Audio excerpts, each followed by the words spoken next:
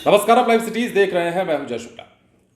सोमवार की सुबह बिहार में कुछ ऐसा हुआ जिसके बाद तहलका मच गया।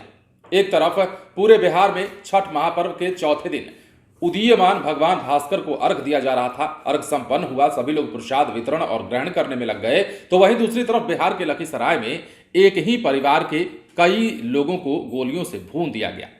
अब इस घटना के बाद सियासत तेज हो गई है।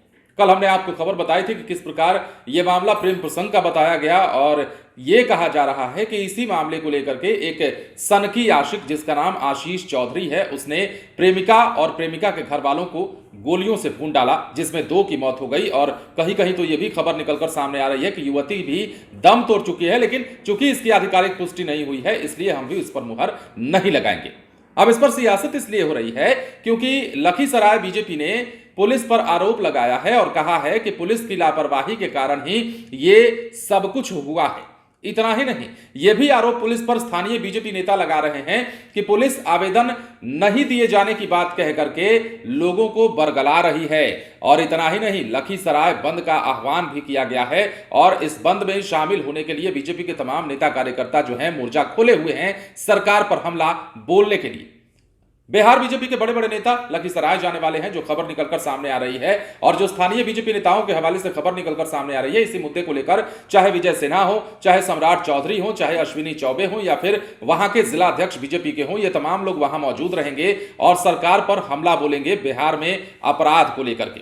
लखीसराय में जो भी घटना हुई वो दुखद थी। एक तरफ जहां छठ पूजा का त्यौहार चल रहा था, छठ पूजा के आखिरी दिन जो है भगवान भास्कर को अर्घ देने के बाद समापन इसका हुआ, तो वहीं दूसरी तरफ लखीसराय में ताबड़तोड़ गोलियां चली और गोली चलाने वाले युवक की कारस्तानी के बाद वहां भगदड़ की स्थिति पैदा हो गई। अब फिलहाल वो कहां है उसके लिए छापेमारी की जा रही है, लेकिन पुलिस पर फिलहाल गंभीर आरोप लग रहे हैं। और सबसे अहम बात यह कि बिहार में इस पर सियासत भी हो रही है और बीजेपी के तमाम नेता जो हैं वो सरकार को और पुलिस को घेरने में लगे हुए हैं। लेकिन फिलहाल अगर बात अपराध की करें तो बिहार के लखीसराय में न सिर्फ छठ पूजा के दिन अपराध की हम बात करते रहे, ये बात भी निकलकर सामने आई कि बिहार के कई जिलों में, न सिर्फ लखीसराय में, यहां तो चलिए त्रिकोणीय प्रेम प्रसंग का मामला बताया जा रहा है, लेकिन बिहार के अन्य कई जिलों में भी गोलीबारी हुई। छठ महापर्व के दौरान भी बिहार में अपराध का बोलबाला रहा और तमाम जगहों पर गोलियां चलती रही। यह भी बताया जा रहा है कि जिस युवक ने लड़की को गोली मारी उसके परिवार वालों को गोली मारी, 2 लोगों की मौत हो गई, उसके सगे भाइयों की। इससे पहले प्रेम प्रसंग 4 से 5 सालों का इन दोनों का चल रहा था। लड़की पटना में रहती थी